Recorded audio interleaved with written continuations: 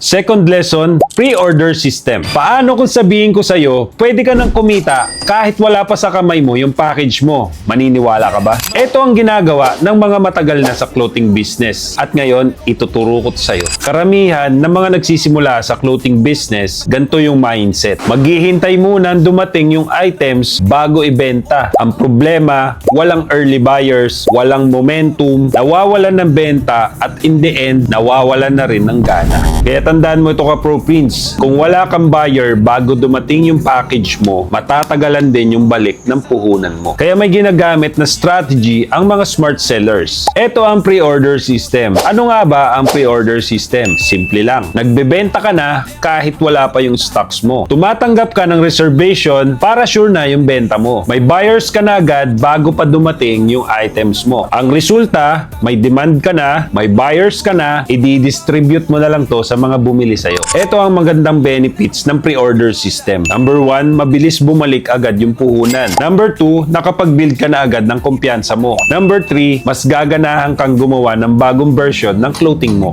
4, nakagawa ka na ng proven na system at uulit-ulitin mo na lang to. Ito ang diferensya ng kumikita sa naghihintay. Gagawin lang natin tong simple. Number 1, mag-post ka na ang pre-order. For example, mag-post ka, pre-order now. Premium NBA t-shirt. Limited stocks only.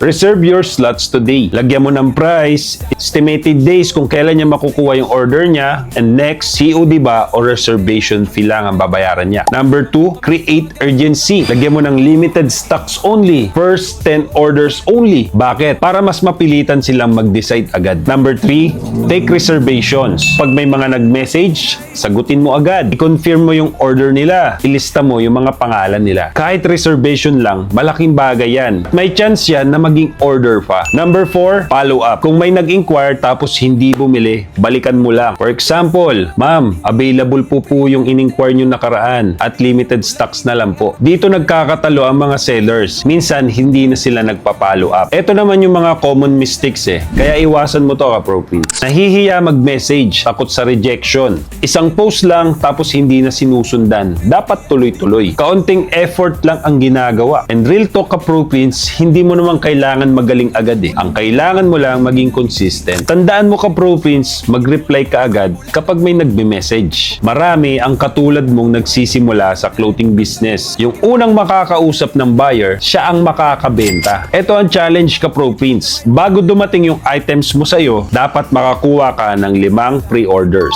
Hindi kailangan na marami agad. Subukan mo lang muna ng 5 tao. Subukan mo sa pamilya mo, kaibigan mo, workmate mo, at sa mga kakilala mo pa. Kung sa isang package, 30 pieces ang in-order mo, at makapag-pre-order ka dyan ng 20 to 25 pieces, meron ka ng 20 to 25 pieces na sure buyer. Ang negosyo, hindi pa try-try lang. Kung seryoso ka kumita, hindi ka maghihintay, bebenta mo agad yung item mo. Tandaan mo ka Pro Prince, ang pera hindi sa stocks, kundi nasa buyer. Ang gagawin mo ngayon ka Pro Prince, mag-post ka ng pre-order at mag-message ka ng mga potential buyers mo. Pag na-master mo na to, madali mo na lang papaikutin yung items mo. Sa next training natin ka Pro Prince, ituturo ko naman sa inyo paano makabenta sa inner circle mo.